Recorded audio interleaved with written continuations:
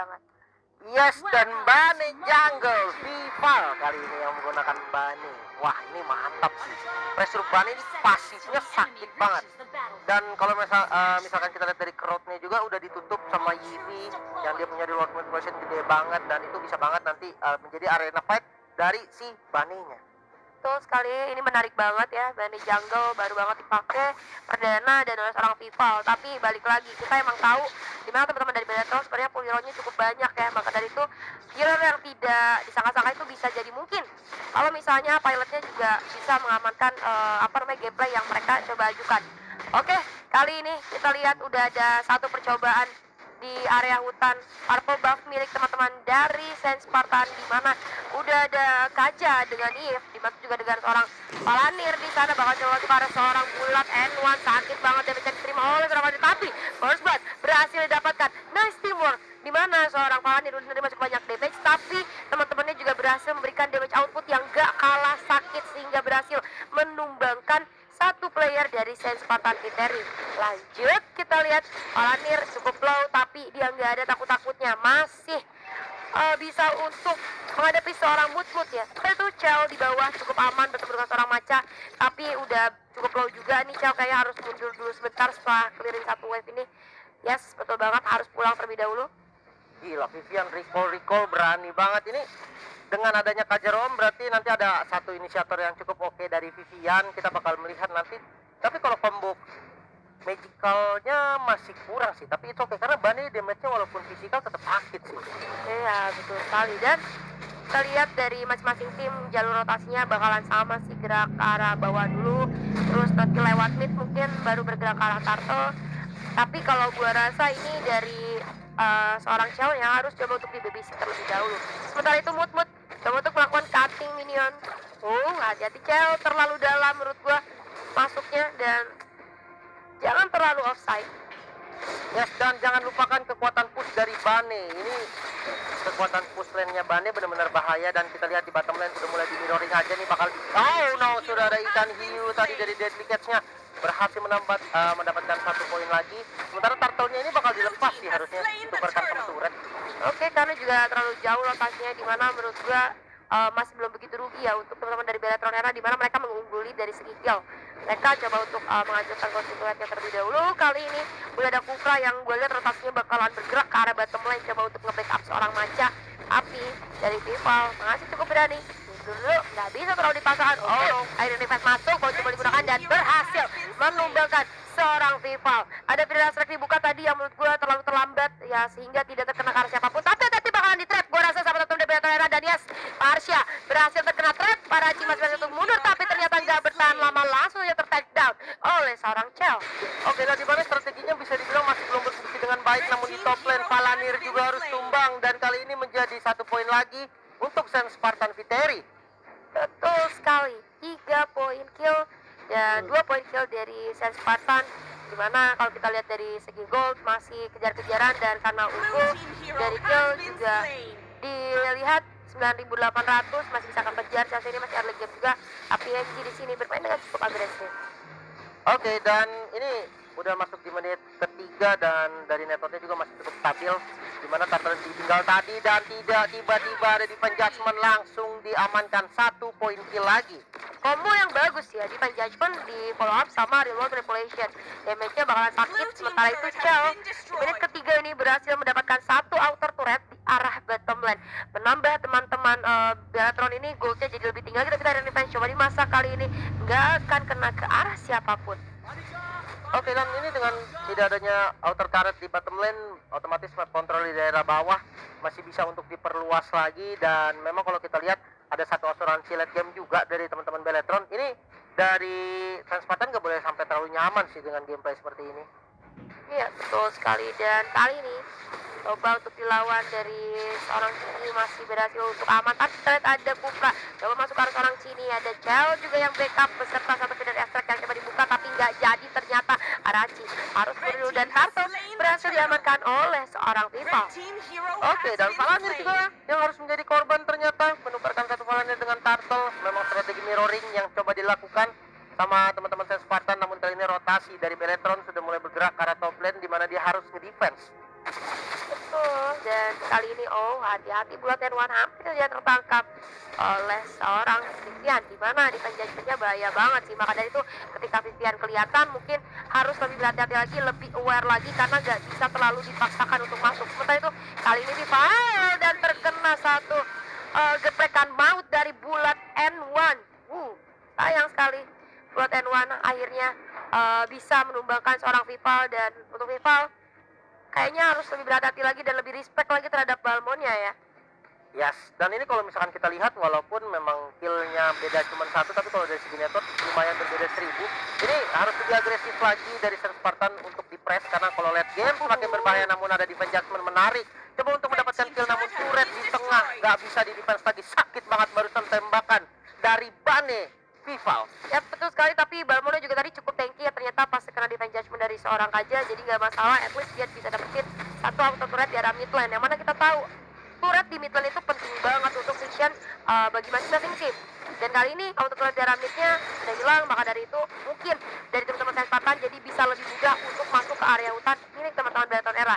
Dan kita lihat di area top lane sepertinya sudah ada satu inisiasi yang dilakukan oleh seorang Chell, ditemani dengan adanya Chini, lagi-lagi berhasil mendapatkan auto turret. Bermain dengan sangat objektif, kali ini Chell udah meratakan 2 auto turret ya di bottom sama di top lane. Ini tinggal gimana caranya mereka dapetin midnya aja, tapi kali ini kita lihat generasi dibuka, Vivian menjadi incaran mencari satu mereka cukup baik ke arah belakang, dibalas dengan real world manipulation, tapi ada satu Siren Viva cuma digunakan oleh Angie, Siren juga connect, kali ini Viva dalam bahaya dan tidak bisa selamat. Kill tambahan untuk seorang bulat N1. Oh no, Chell masih coba dikejar, kali ini ada satu backup dari Palanir dan coba ditabrak, kali ini sakit banget damage-nya. Masih bisa mendapatkan satu kill karena Engie dan looking for more. Macai kali ini yang dikejar, ada backup memang dan ada order brilliant, harus mundur sepertinya. Nggak boleh terlalu greedy lagi. Oke, nggak bisa terlalu greedy lagi, udah dapetin banyak kill. Sen Spartan mungkin harus lebih berhati-hati lagi, tapi kita lihat Restrek dibuka hanya untuk upaya defensif saja, dimana ada satu wave yang ditemani dengan seorang Paladin, dan kita lihat tadi damage-nya gila, sakit banget dari seorang Paladin.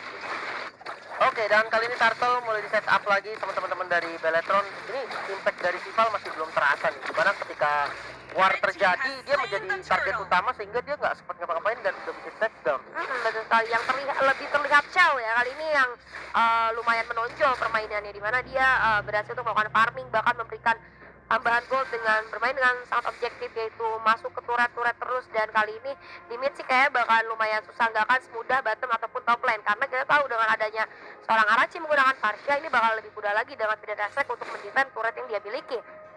Oke, dan melihat satu bulat kali ini dan sudah ada ponsi yang dibuka, kali ini coba ditarik dan reward manipulation harus dikomit. Kali ini bulat masih bisa selamat dengan dash-nya barusan, namun kali ini sambut sama Chell dan sudah ada yang mau pendek, coba ditarik lagi dari Mood. Masih berlanjut dari fight-nya, berhasil mendapatkan satu kill dengan tepat memori. Sementara di sisi lain masih ada Red juga yang tidak ada follow up. Chell-nya maju lagi, coba dicolok dengan collision strike dan double kill string. Next target Engie, coba untuk keluarkan diri namun coba dikepung kali ini sama pemain dari Beletron. Ada Exo lagi, coba dikejar lagi dan berhasil di takedown. 3 pemain harus tumbang.